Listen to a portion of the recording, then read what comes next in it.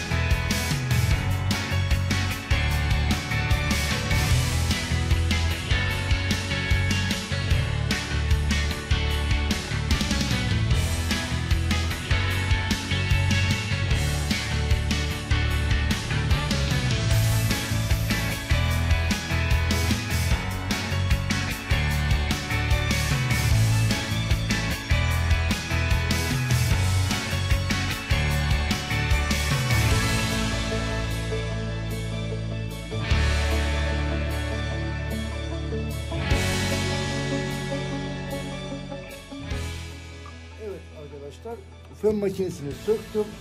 Arıza şu kablodan çıktı. Bilmiyorum görebiliyor musunuz? Buradan kablo kopmuş arkadaşlar. Delik açılmış. Şimdi biz buradan bunu keseceğiz. Yine baştan ek yapacağız.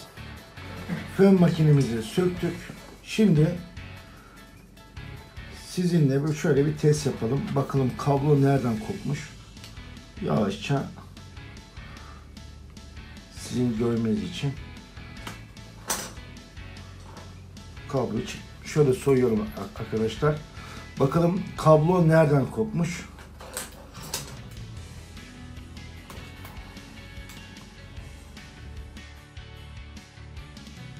Kablo kopmuş arkadaşlar.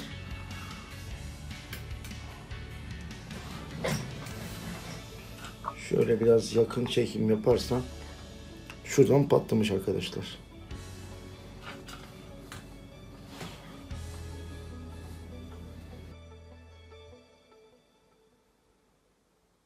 Şimdi patlayan yerden bunu ek yapacağım. Yeni baştan.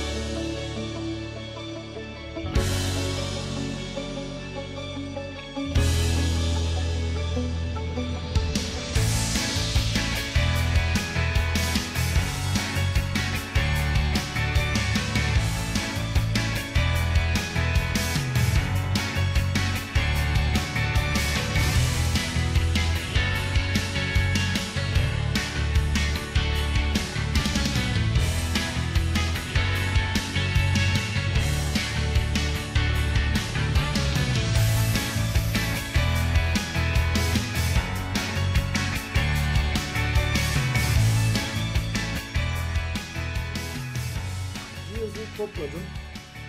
Şimdi fişe taktım arkadaşlar. Bakalım ne olacak.